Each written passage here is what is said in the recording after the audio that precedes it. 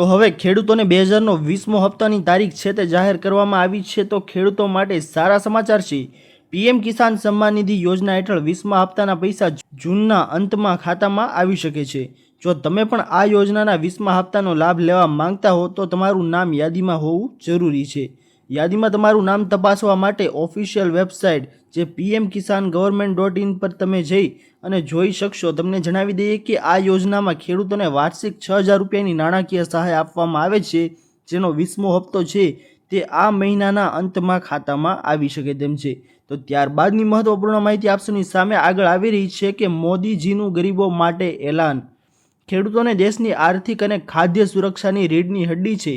તેમનું કલ્યાણ સરકાર માટે માત્ર નીતિનો મુદ્દો નથી, પરંતુ રાષ્ટ્રની સમૃદ્ધિ સાથે સીધો સંબંધ ધરાવતું મહત્વપૂર્ણ દાયિત્વ છે। કેન્દ્ર અને રાજ્ય સરકારો ખેતી ક્ષેત્રને મજબૂત બનાવવા માટે અનેક પગલાં લઈ રહી છે, જેનો મુખ્ય હેતુ છે કે ખેતી ખર્ચ ઘટાડવો, આવકમાં વધારો લાવવો અને ખેડૂતોને આત્મનિર્ભર બનાવવા, જે મોદીજીએ આ એલાન કર્યું છે। ત્યારબાદની મહત્વપૂર્ણ માહિતી આપસોની સામે આગળ આવી રહી છે, ખાસ કરીને કે ચોમાસા પહેલા સરકાર એક્શનમાં। તો દોસ્તો આપસોને જણાવી દઈએ કે નુકસાનની સહાય માટે સરકાર દ્વારા જણાવવામાં આવેલું છે કે પ્રથમવાર વિસ્તાર આધારિત સહાય છે તેમાં જણાવવામાં આવેલ છે કે પર્વતીય વિસ્તાર છે તેમાં જણાવવામાં આવ્યું છે કે 70%થી વધુ નુકસાન થયું છે તેના પર 1 લાખની સહાય છે તે આપવામાં આવશે। સમતળ વિસ્તાર છે તેના પર 70%થી વધુ નુકસાન પર રૂપિયા 1.80 લાખની સહાય છે તે આપવામાં આવશે અને આંશિક રીતે પાકા મકાનમાં નુકસાન પર 15%થી 29% એટલે કે તેમાં 6500ની સહાય છે તે આપવામાં આવશે અને આંશિક રીતે કાચા મકાનમાં નુકસાન પર 15થી 29% એટલે તેના ઉપર 4000ની સહાય છે તે આપવામાં આવશે। નાશ પામેલ ઝૂંપડા ઉપર 8000ની સહાય અને ઘર સાથે સંકળાયેલ કેટલ શેડ પર 50000ની સહાય છે તે આપવામાં આવશે। ત્યારબાદની મહત્વપૂર્ણ માહિતી આવી રહી છે દોસ્તો કે નવા સાયક્લોન સાથે આગાહી। હવામાન નિષ્ણાત અંબાલાલ પટેલની આગાહી સામે આવી છે, જેમાં તેમનું કહેવું છે કે 12 થી 18 જૂન સુધીમાં ગુજરાતમાં ચોમાસું આવી જશે અને બંગાળ ઉપસાગરમાં સાયક્લોન બની રહ્યું છે, જેને લઈને 10 તારીખની આસપાસ તેની અસર જોવા મળશે અને ગુજરાતના પૂર્વ ભાગમાં તેની અસર થશે તો વરસાદ આવશે। ઉત્તર ભારતમાં કેટલાક ભાગમાં પવન અને આંધી આવશે અને અંદાજે 70થી 90 કિલોમીટરની ઝડપે પવન ફૂંકાઈ શકે છે। ત્યારબાદની મહત્વપૂર્ણ માહિતી આગળ આવી રહી છે દોસ્તો કે જૂનમાં કરી લેજો આ 4 મોટા કામો।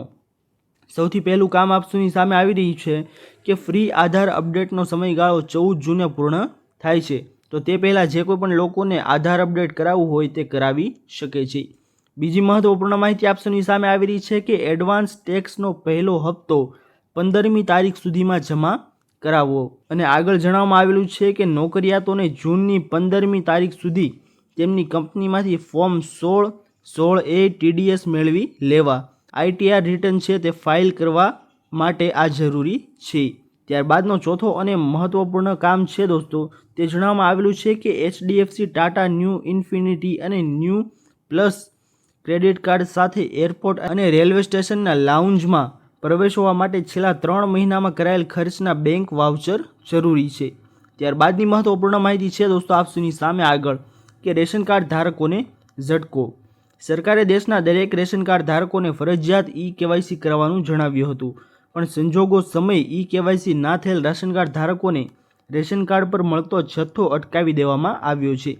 ત્યારે હવે તમે રેશન કાર્ડમાં KYC કરી ત્યાર પછી તમને રેશન આપવામાં આવશે, જ્યારે આ મહિનાનું રેશન વિતરણ છે તે શરૂ કરી દેવામાં આવ્યું છે દોસ્તો। તો દોસ્તો આ હતી આજની મોટી અને મહત્વપૂર્ણ ખેડૂતો વિશેની માહિતીઓ। આશા કરું છું દોસ્તો કે આપ સૌને આ મહત્વપૂર્ણ માહિતી પસંદ આવી હશે। જો પસંદ આવી હોય તો વિડીયોને લાઇક કરવાનું ભૂલતા નહીં। ચેનલ પર નવા આવ્યા હો તો અમારી ચેનલ ખેડૂત ઓનલાઈન પોઈન્ટને સબસ્ક્રાઇબ કરી અને બાજુમાં આપેલા બેલ આઇકનને પણ પ્રેસ કરી દેજો, જેના લીધે આવી જ મહત્વની માહિતી આપ સૌને આ ચેનલના માધ્યમથી મળતી રહે। તો દોસ્તો મળીએ હવે પછીના વિડીયોમાં, ત્યાર સુધી જય હિન્દ અને વંદે માતરમ।